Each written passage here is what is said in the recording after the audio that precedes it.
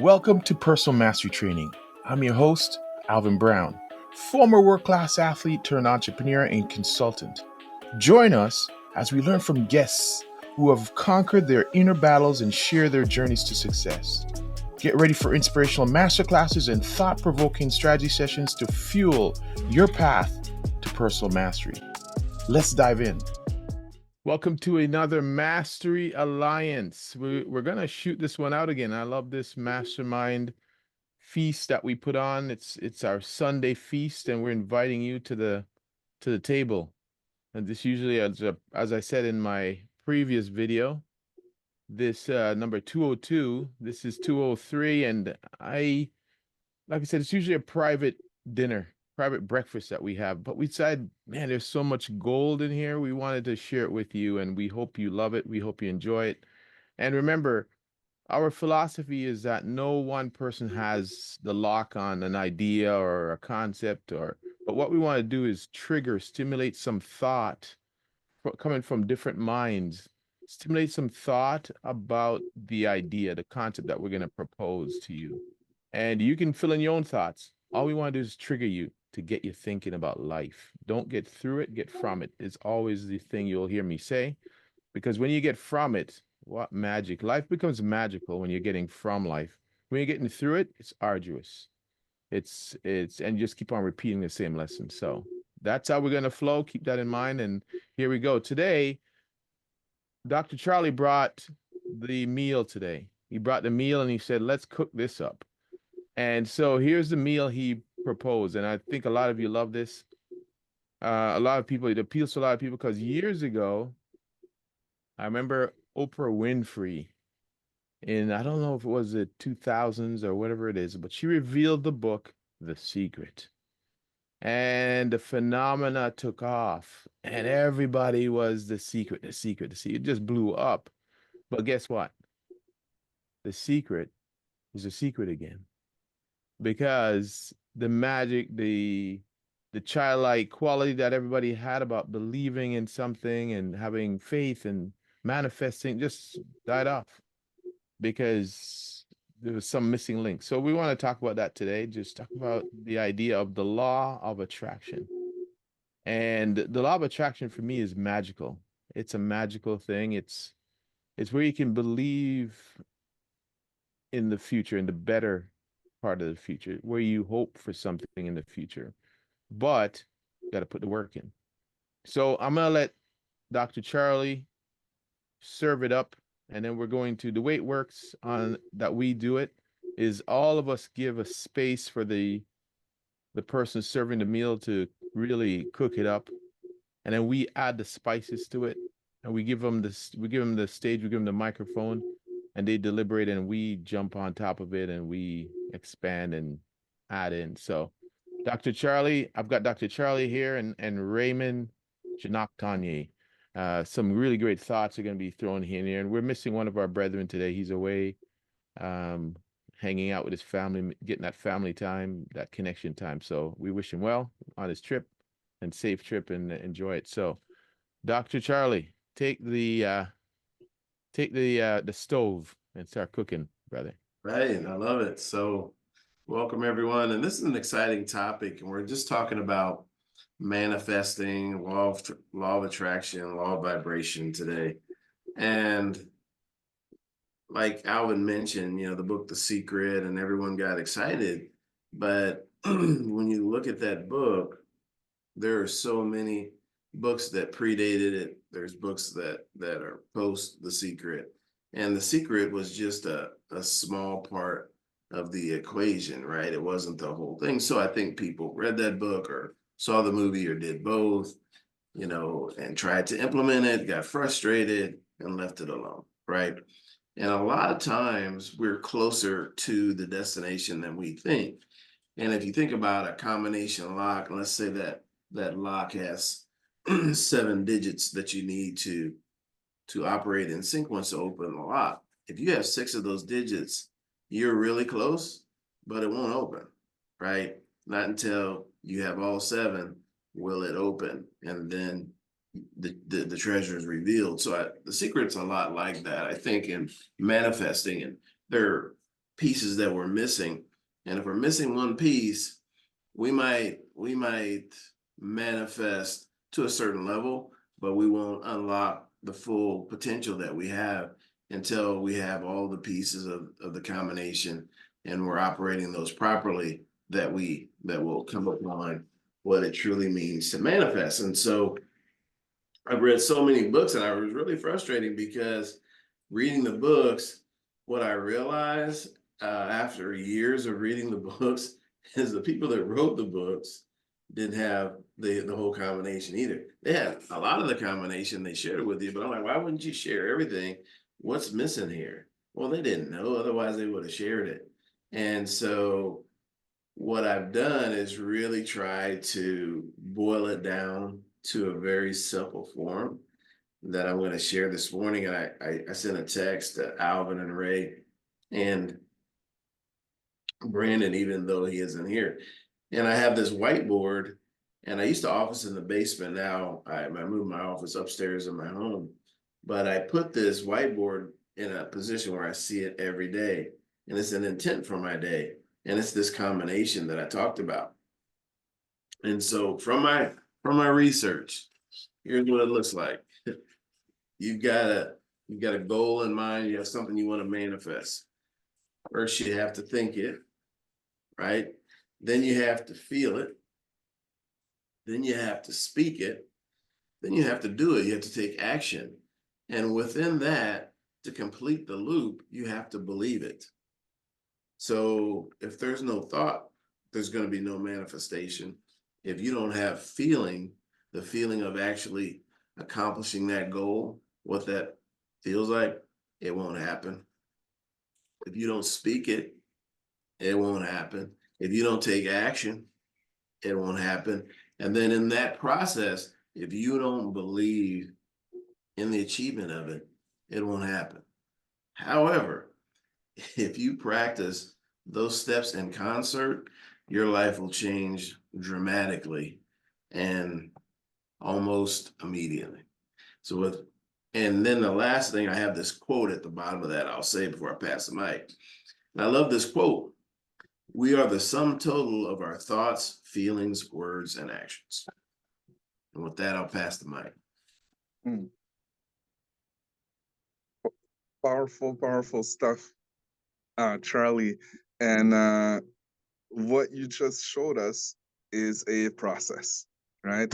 Is a process. And it's something I love to talk about, just simply the process. Okay.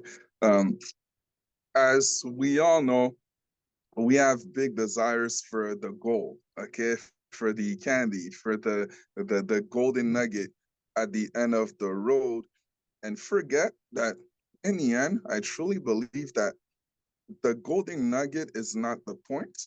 The process is the point of it all, really. Okay, and what's really interesting about what you just showed us, Charlie, is that you said something specific. You said practice these steps in concert. Okay, it's one thing to do to think about something, okay, visualize it in my mind, and then just go act right away. But I never actually felt it. I never gave it power and fuel to, get in front of that mountain and climb it when it's the time to do it, right? So I'm gonna fall short if I never spoke it into existence, put it out there, held myself accountable, really cemented in my thoughts and my being something different. And in the end, if I show up every single day, but I really don't believe, okay? I really don't believe. In the end, same thing. I'm not going to get to that goal. Okay, I'm not going to get to that goal. So that's the really special part about it, I believe, is to practice them in concert. Okay, they all work together, but there is a specific process that needs to be followed for really anything that we do. And the process is truly the point. A few months back, I believe, maybe even a year back, I don't remember, Alvin said, hey, let's stop calling quotes. Let's call them wisdoms. Okay, let's call them wisdoms because there's so much wisdom to be taken into these quotes. So let me read one for you guys. All right. The process is where you learn. The process is where you grow. The process is where you develop character and find out who you truly are. It's the only path to your goals. The process is the point. Okay, is the point. Why this is so important, I truly believe that, again, by following these steps in concerts, you put yourself in a position to find out who you truly are. And once you find out who you are and you realize that you have the power within you already, and that everything is also within your power, okay? And you think the right things, you put fuel into it, with the right emotions, with the right feelings, okay? From there, you speak it, you act on it, you believe it. There's really not much that you can't do in this world, okay? But that's as simple as it is.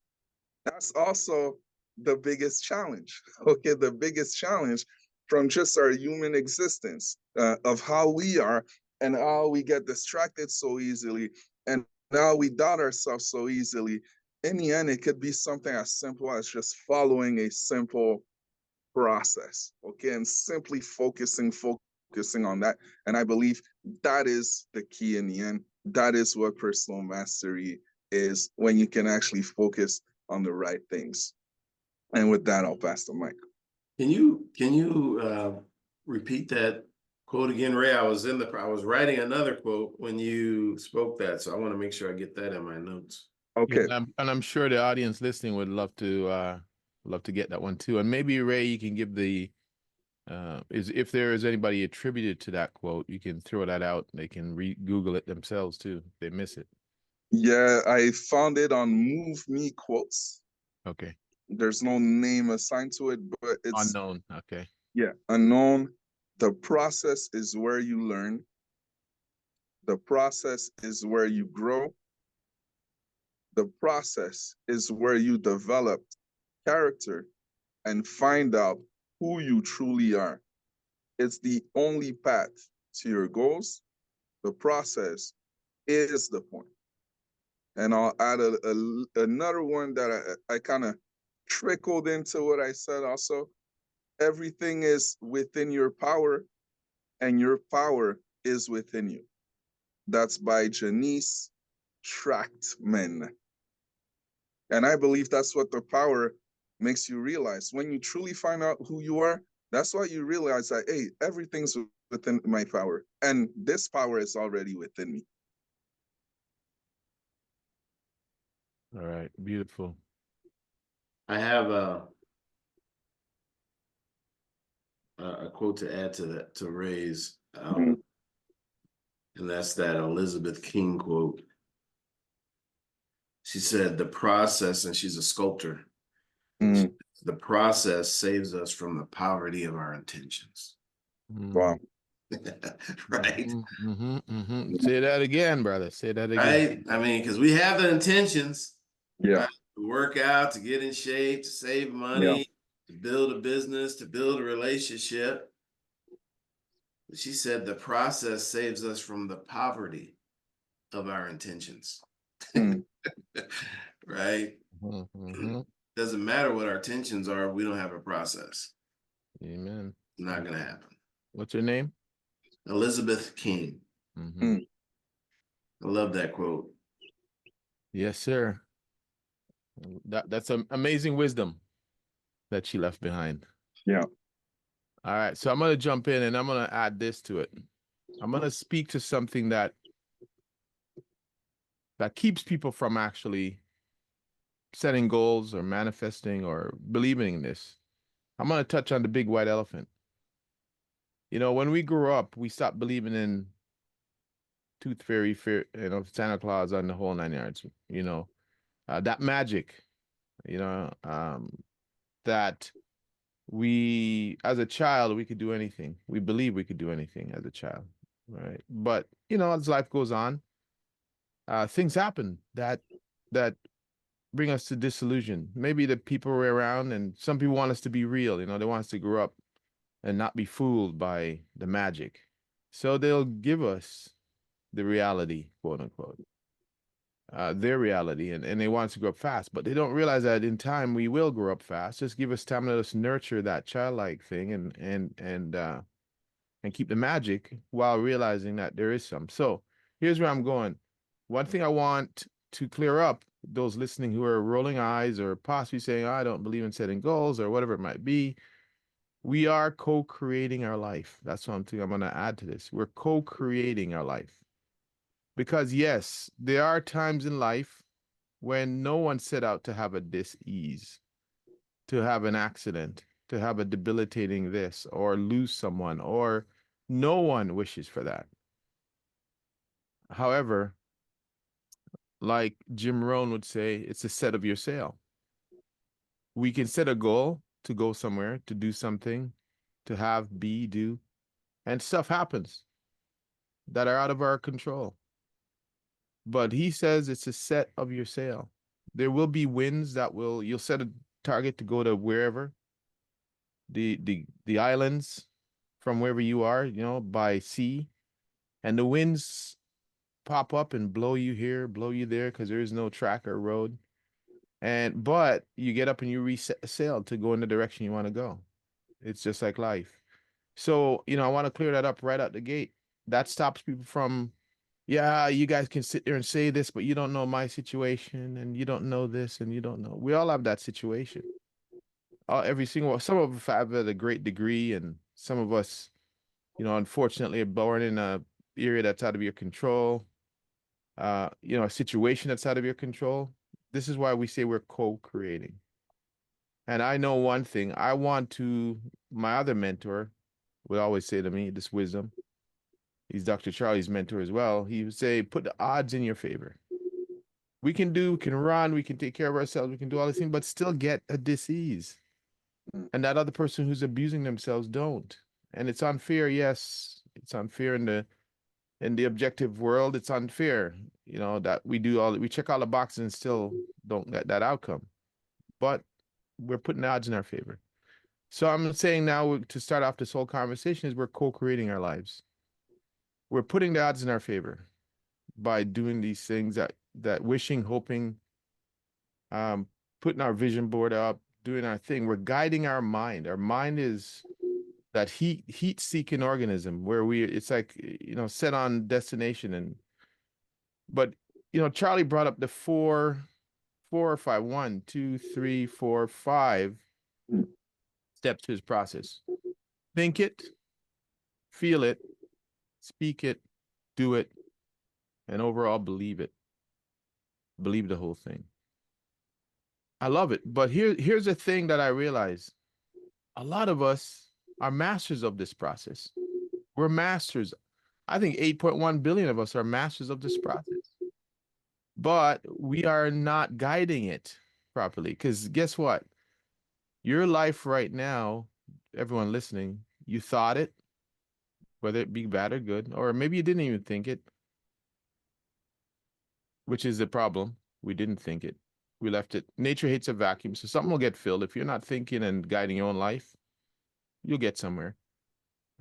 Wherever it is what it is. But we have to guide it. So Dr. Charlie brought up the idea of think it. Think about our thoughts. Most people are thinking, I can't do it. I'm not good enough. Who am I?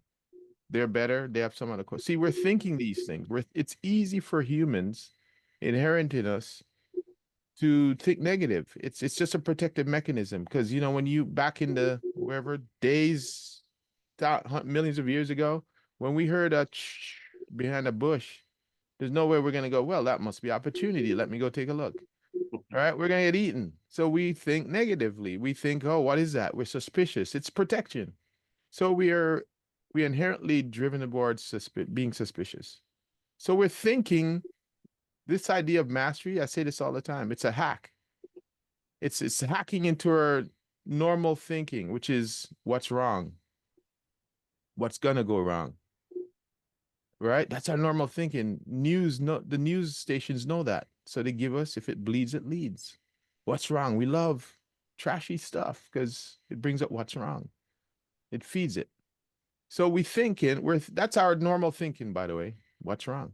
So we think it. And guess what we think? How many of you have felt a pain in your left arm or a lump somewhere? And what does your instant mind go? I'm dead.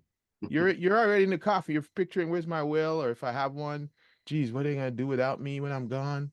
Oh, I know this is gonna chemo. And we feel it. We start to feel it. And then we speak it. Oh man, I just hope this doesn't happen. And right? So we're doing it and we do it. We start to feel sick. So we're doing the sick. And we start to, long enough, it doesn't take long actually, before we start believing it, that we're done. Then you go to the doctor and it's okay. It's nothing. So we do it normally. This formula is being done every day, but we're not using it the right way.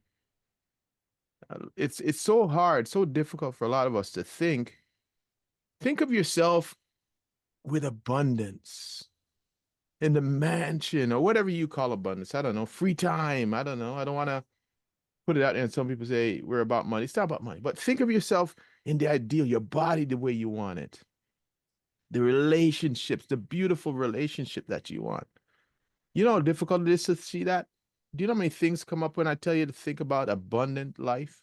Oh, it's not possible. Oh, there's no good men, women out there. There's no good.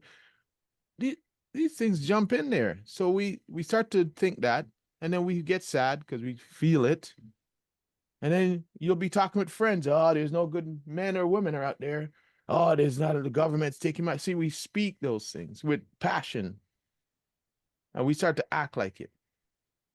So it's a great process, but I'm going to ask you to be childlike and be intentional. See yourself in the blank that you want.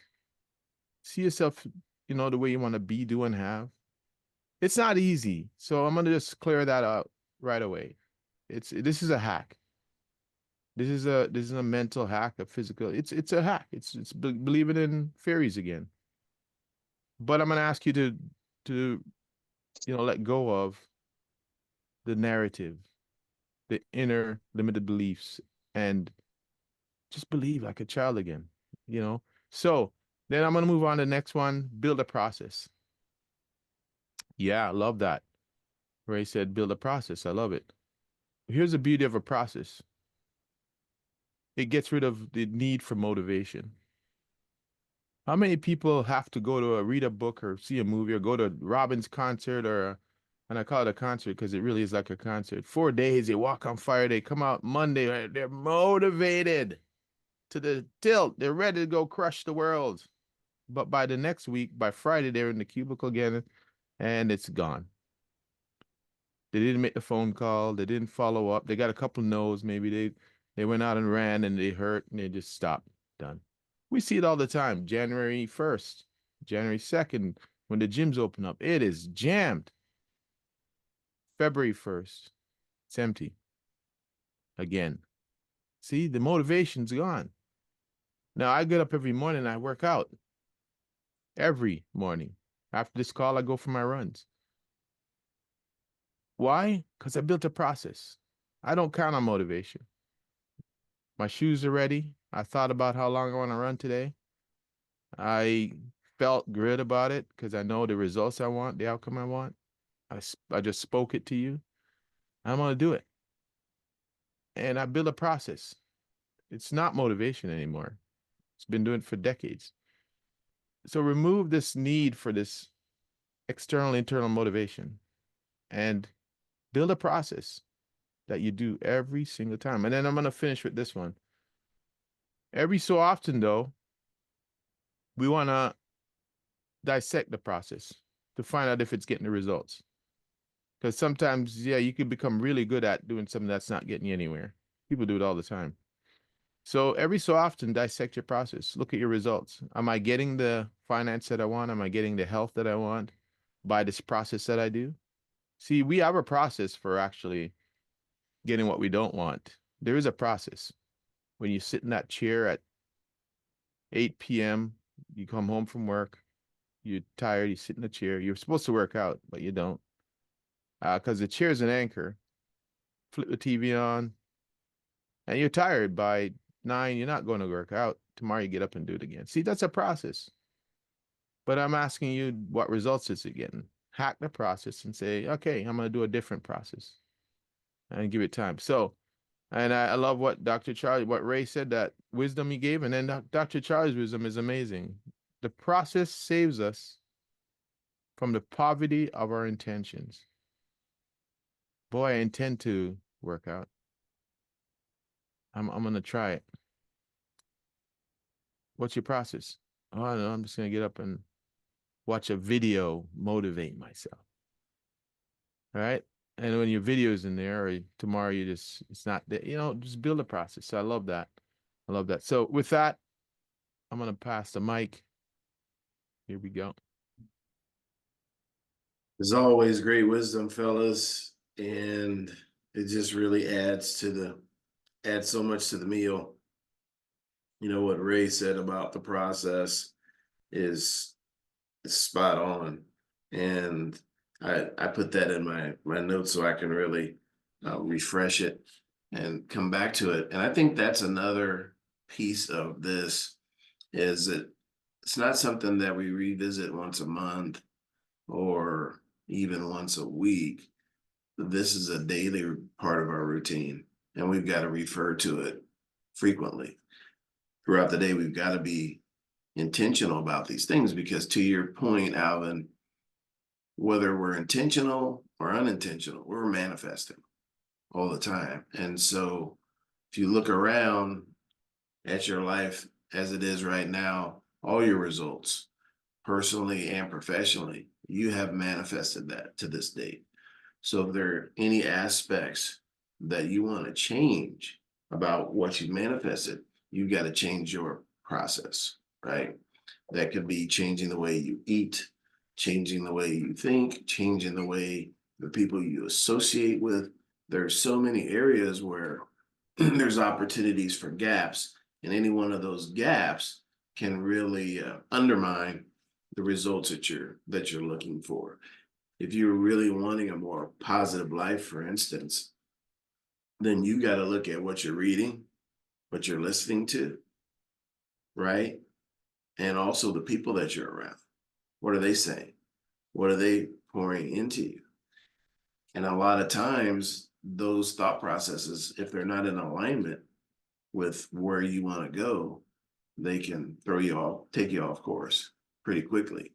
And so it's constant monitoring and making adjustments, right?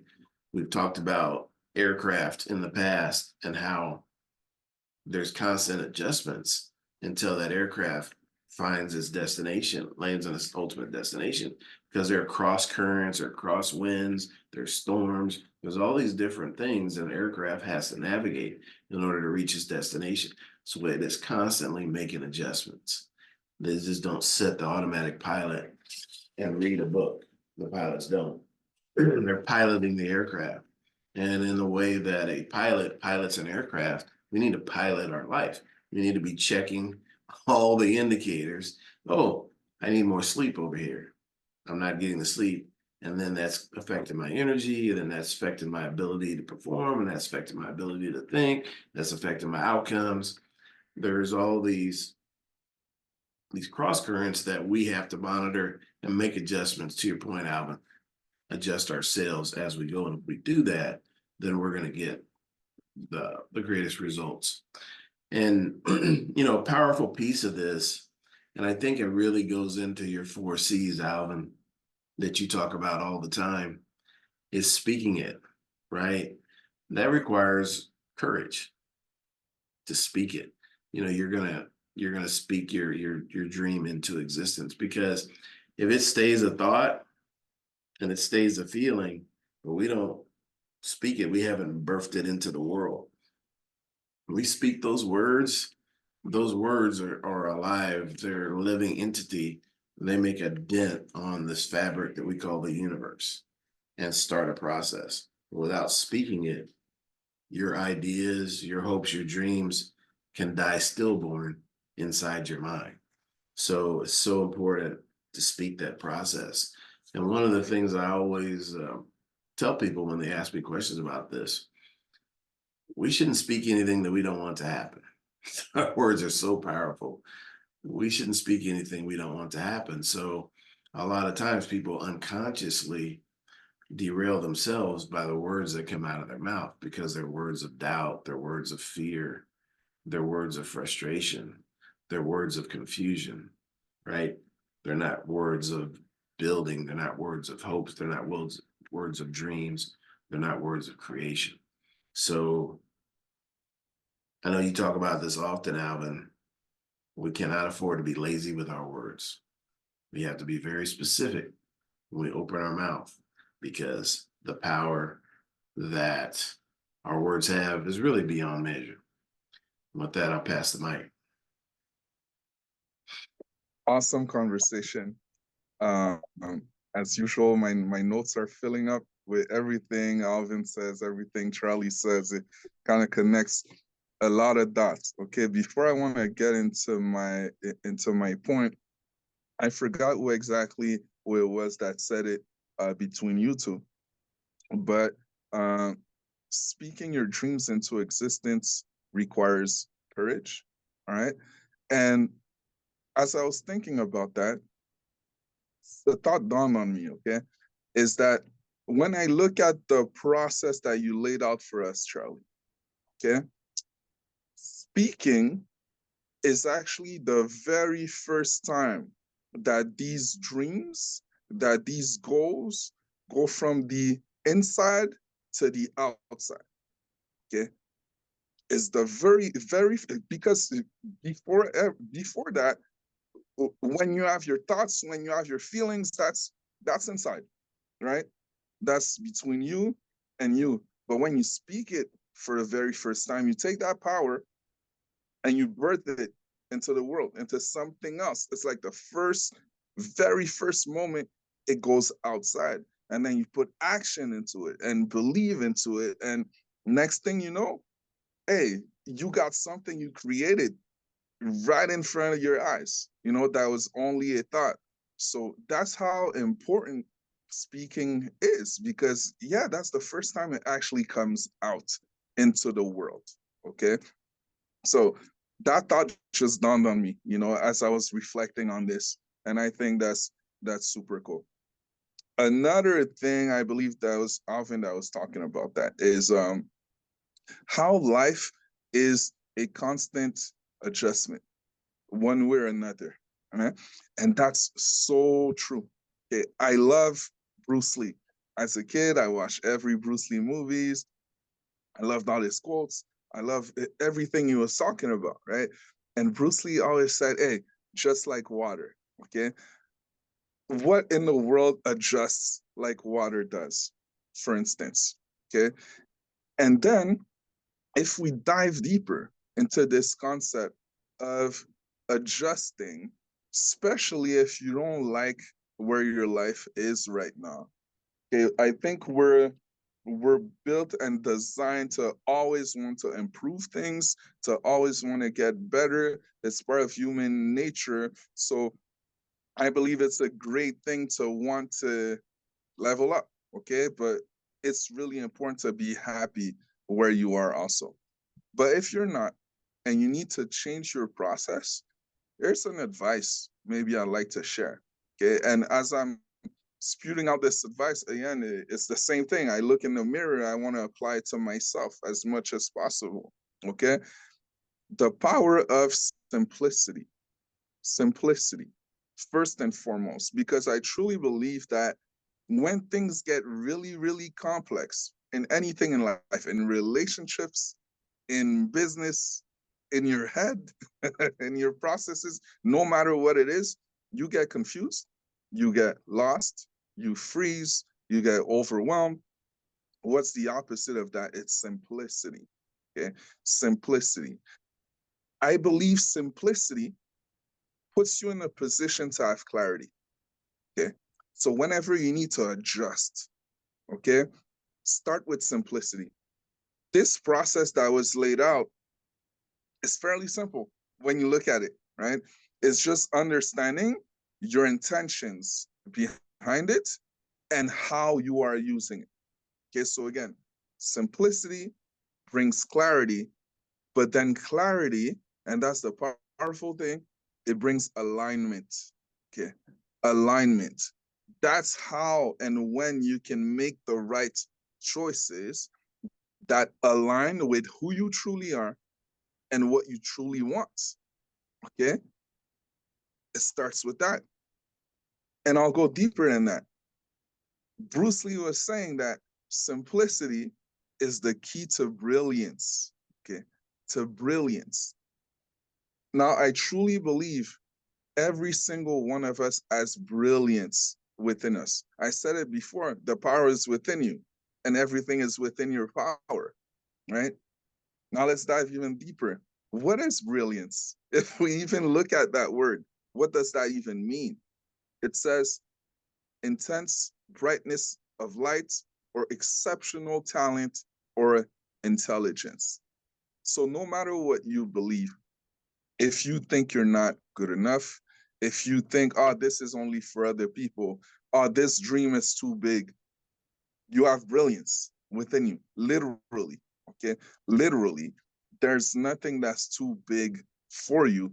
Maybe you're just out of alignment, maybe you like clarity, and maybe things are getting way too complex. Okay, way too complex. So go back to simplicity so you can truly get alignment into your life. And alignment, what that truly is in the end, it's simply a position of agreement or alliance. Okay, so whenever I have something in front of me and I have and my processes are simple enough, I love to know Alvin's process for waking up, going to the gym. Maybe it could be something as easy as, okay, my alarm clock is walking distance away from my bed. So when it when it rings, I can't just use my arms and turn it off. I have to get up out of my bed, go turn it down. So I'm already up. Okay. Maybe it's at a place where my clothes are ready already. Okay. My clothes are ready close to it. So it's a simple process, right?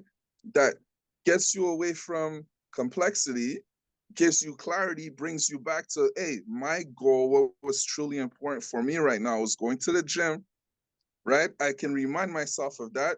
And now this decision of putting my clothes on is an alignment with that.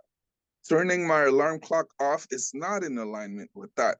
It's in disagreement with that, right? And I believe when we consistently, day in and day out, because every day is a little battle, right? So life as a whole, that's the war, that's the big battle. But every day you have a little battle to win, and every single day when you can make decisions or simply in agreement and in alliance with who you truly are, I believe great things happen. And I believe that's where people get lost. That's where people get lost. And that's when they can't follow a process or they follow it the wrong way because from the jump, everything's way too complex and they lose clarity. And from that, they lose alignment. And with that, I'll pass the mic. Yes, yes, yes. Some really great addition there. I'm going to add these little spices to this as well. Again, Dr. Charlie pointed out a 4-step process that everyone should take, and they all involve in what's getting through the gateway of your mind. We have the conscious mind, the one we think with, the one we choose and decide where to put our attention. It's the gateway to the massive storage house called the subconscious, where most of our underlying issues are, for instance, in the subconscious are the amygdala for emotions, the hippocampus for memory, which are very tightly connected together. Fight, flight, freeze, find food, fear, ego, it's all in there. And it could easily be ignited by choosing these 4 things that Dr. Charlie brought up. He said, what are you reading? So what do you get up and read your Twitter, your X, what they call it, X now? What are you reading? Social media, the algorithms draw these things to you. What are you choosing to look, read, watch? Right? Watching. What are you watching? What's your process? Are you the type that sleep with that phone beside your bed? And the first thing you do to entertain yourself, wake yourself up is catch the what did you miss? And next you know you're down that rabbit hole. What are you listening to? Are you listening to, even if you say I don't listen to your local news in the morning to catch up, so you got to be informed, because it's the same regurgitated information from last time, which you're attempting to feed you again. And you say, oh, I listen to radio or whatever. But that announcer is feeding that regurgitated information every so often between breaks. So somehow you're going to get reminded about how bad the world is. And when you think about it, go through history, as much as we would love this to be better, this setup, the few players in the setup that's making it uncomfortable for us, it's actually gotten better over time. And many of us can prove it's gotten better over time. So depends on where you put your mind. So reading, watching, listening, and who you're associating with. What are you guys talking about? Are you associating with people who are leveling you up to the life you want to have? They say don't take advice from someone you wouldn't trade places with, your life with. So would you trade place with the people you're talking to? Would you be willing to trade places with their life? If you are, then beautiful, keep it going.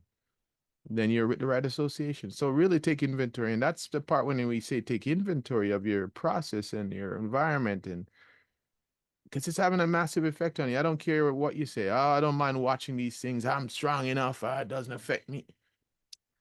Okay. All right. If you want to keep believing that, over time it will. Trust me on that. Trust me on that.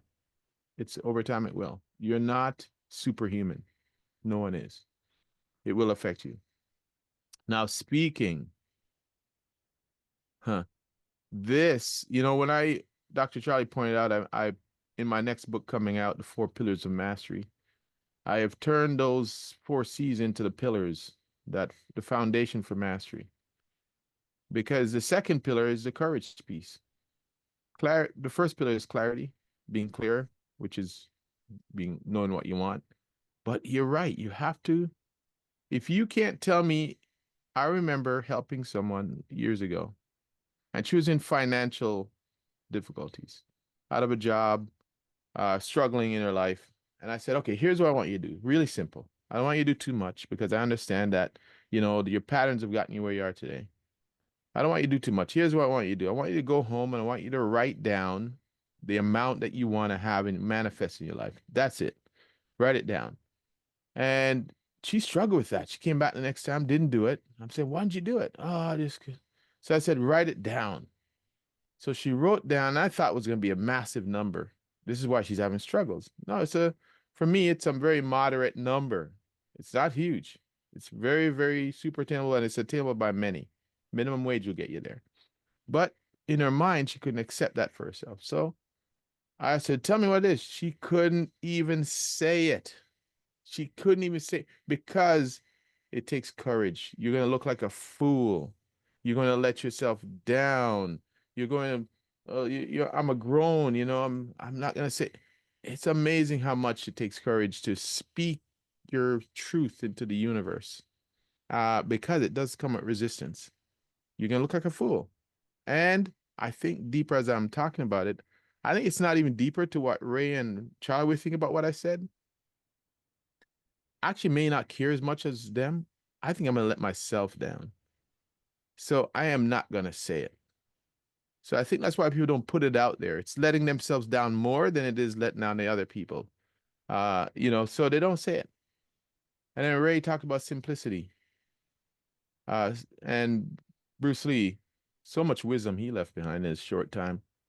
Simplicity is the key to brilliance. Yes, it is. It's the key to brilliance. And I'm going to say this: nature is the best example of simplicity. When I study the human body and I look at the intricacies of everything.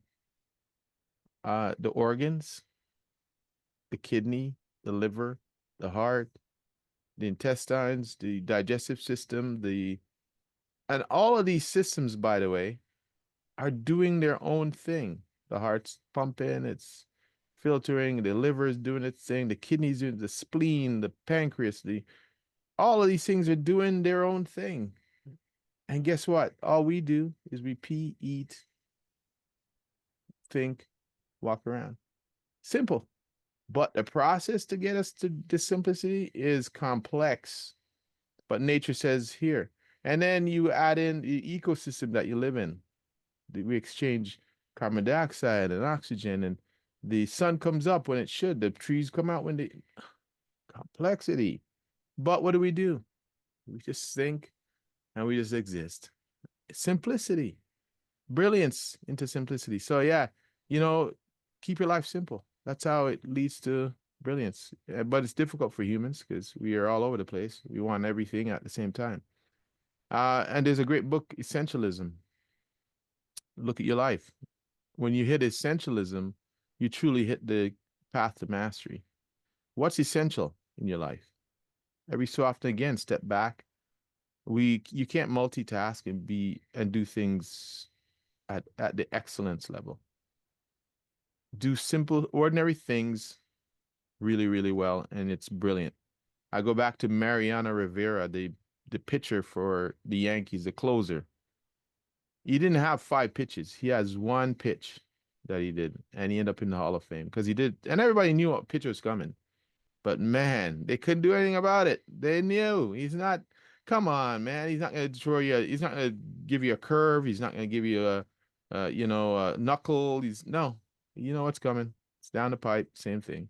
But he's done it so well that you just gotta go, whatever. Walk back to the dugout. You got me again. Simplicity, values, and Ray mentioned my process of getting up and I was thinking about it. Is it putting the alarm over there and these tricks and so on? No, I don't do those. You know what I do? Here's my process that works for me. I go back to my values. My values create simplicity for me. What's my value around health?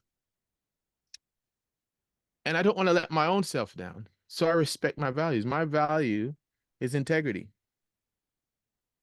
To me, to my family, to you guys, so if I choose today not to do that and tonight I go through, I didn't come in alignment with my values. So I put my values first. That's how it leads to my commitment to me. Forget about to you and to my family, and forget that. It's a commitment to me, how I am going to feel. Because everyone else will let me go. They understand.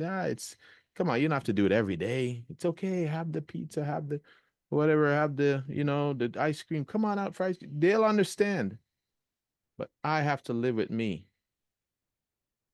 And if it's not in alignment with my values, I'm not doing it. That's just how I am. And as I get older, I'm getting crankier with my values. I'm just not going to do it. I'm not going to hang out with people I don't want to hang out with. I'm not going to, go somewhere I don't want to do. I don't want to, time becomes essential for me. So I won't do what I don't want to do. So that's my process. And it builds essentialism for me. I look at what's essential. What's good? I'm starting even more now as I get older to eliminate good and move towards great. Enough doing the good things. Let's do the great things. So it builds simplicity and essentialism. So that is what I want to add to it. Great conversations about speaking to the universe. And you'll see it all the time. Athletes talk about it. I speak into the universe. Conor McGregor, whoever is your favorite athlete, go talk to them. They spoke it long ago. People around them said, yeah, when they were a kid, they said that they said it. It's one of the first part of creation, thinking it and then saying it. All right. And that is what I want to add to the meal right now. So I'll pass the mic. I'll pass the ladle, the spice rack over to somebody else. Hey, I'll jump in there on that Mariano Rivera story. And I like that story. I haven't thought about it in a long time.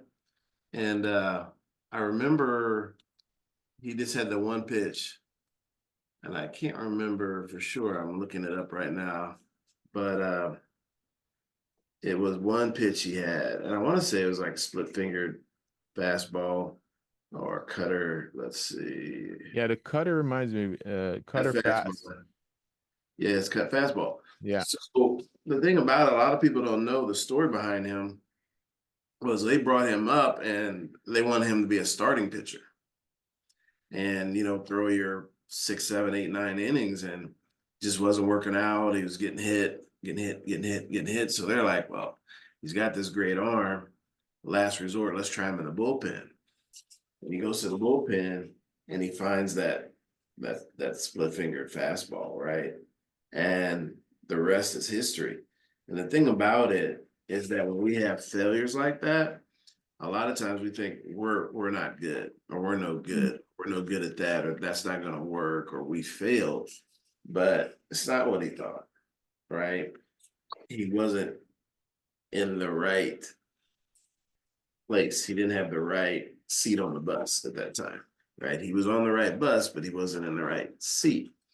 And when he discovered his seat and the way that he could fulfill that in the best way possible, which is with that pitch, right? That cut fastball. And the thing about that cutter, and I was thinking about this personal mastery. Alvin talks about mastery.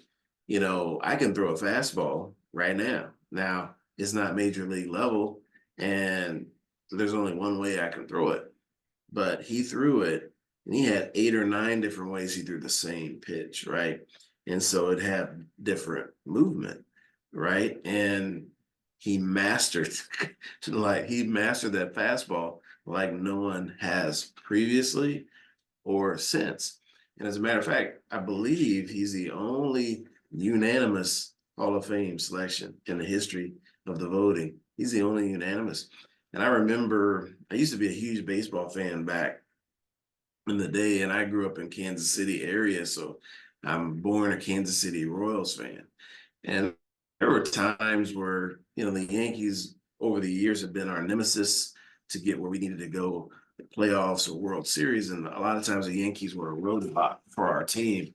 And I remember we'd be in these games or it's close game, and I'm like, okay, we got a chance to come back here. And they make a change, and I see him jogging in from the bullpen. I change the channel. I'm like, we're done. It's over. Then I'd look at the box score later. Yep, I'm glad I turned it off, because when he jogged in, it was over. I mean, most of the time, I think there's one playoff game, might have been the World Series, where he blew a save, but it was just over when he jogged in, because he's just so dumb. They start playing that song, he's jumping inner Sandman, right? And he just Yeah. jogged over.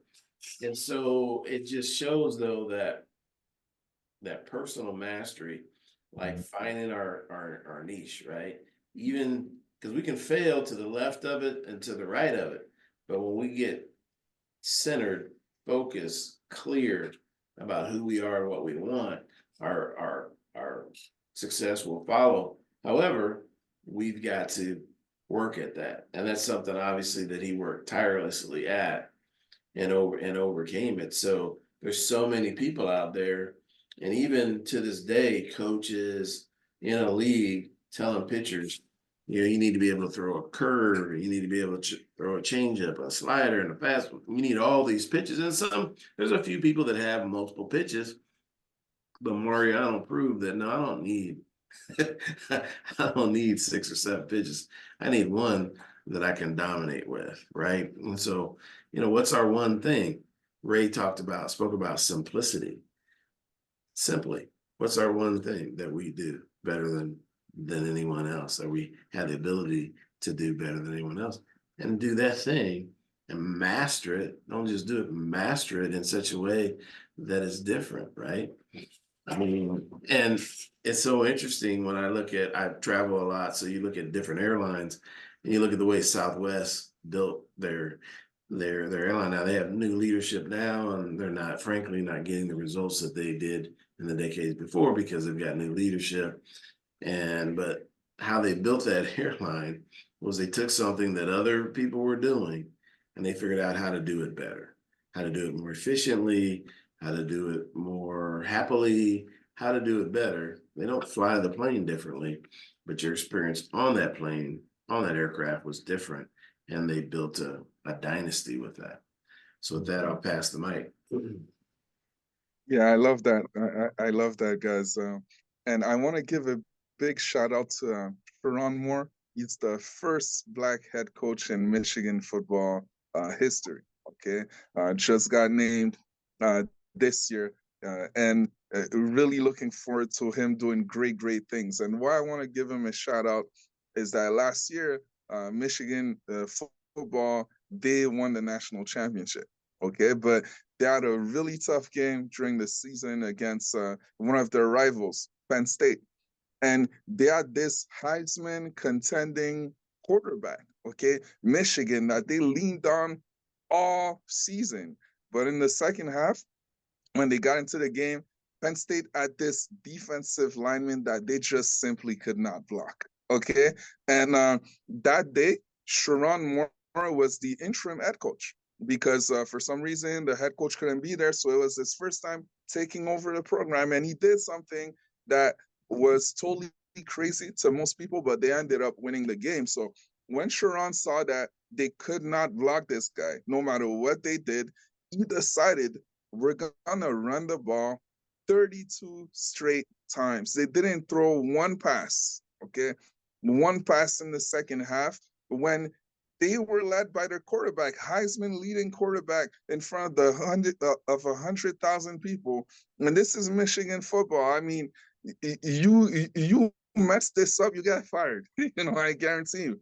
But they threw the ball 32 straight times, ended up winning the game. They neutralized this pass rush. They could not be stopped. They could not be stopped. You got everyone to believe. So when you're talking about having your one thing, okay, and knowing how to adapt and why to adapt and in which situation, that's a great example. Because when you talk to Sharon Moore, he's not worried about throwing 500 yards or running 200 yards. He's worrying about winning the game. Okay. What does it take to win the game today? We can't block this guy. Let's neutralize him. Let's run right at him and win the game. And that's exactly what they did. And I want to stay in this football analogy, but I guess it translates to everything else in life. I truly believe that we all have certain things that we can be great at, just like Alvin said, okay? Over time, you stop just worrying about being good. You want to be great, okay? You want to be great. So I think as you accumulate knowledge and continue to be very curious, you can get good at a lot of things. The way I see myself, okay, the way I strive to be right now as I keep growing and growing, I want to be really great at certain things. At other things, I want to be a generalist that can be in the room, understand what we're talking about, be able to contribute, but then put people in the right positions who are better than me at these things to help me out. But I know what we're talking about. I don't claim to be the best at it. I want to be the best at what I am the best at, right? And I think that's what separates certain people, because they're not trying to be the best at everything. They can't, okay? They can't. They have something naturally that they have the potential to be the best at.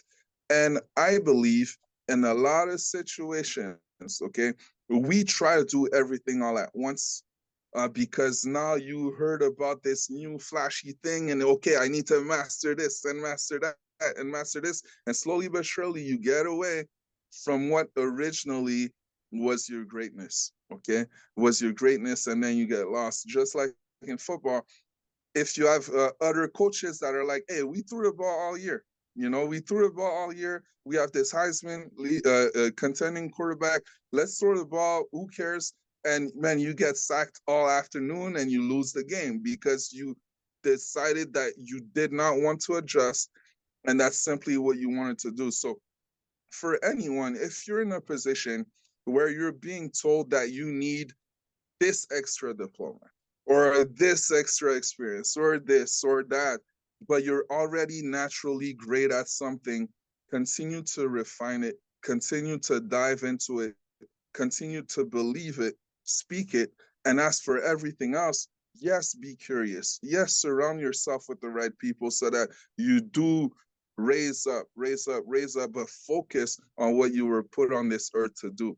Okay, and I believe the more you keep things simple, as we all say, the more you have clarity, the more you follow a process, the more you stick to your values. Okay, you stick to your values, the more you can just continue to dive into this one thing that can really separate you in the end. You know, I can't be Alvin at certain things. I can't be Charlie at certain things, but I can be me. You know, I can be me. And if I focus on being the best me that I can, hey, there's no one else like me. There's no one else like me. But I can learn about these other things and be in the room and be able to lead and do things. But hey, I need to be humble enough also to know that it is not my lane. So what's your lane? What's your one thing? And I'll pass the mic. Amen. Amen. I am going to all of that, you know, it's amazing that life is this circle of we came out original, authentic, um, blank slate, the purest. Then we go through so many impressions. As Shakespeare's quote, life is a stage and actors are coming and going, and however that goes, that wisdom that he left behind. And we lose ourselves at some point. And then as we get older, we refine ourselves again. And that's when they say, you know, older people don't care to speak their mind because they're starting to get to truth again. You know, so I have this one quote that I want to finish with myself that I want to add to the meal. It was about when we were talking about the talk, what we speaking into the universe. I found it. I want to share it with you. It's unknown, the author, when I can see, but it says, be mindful of your self-talk.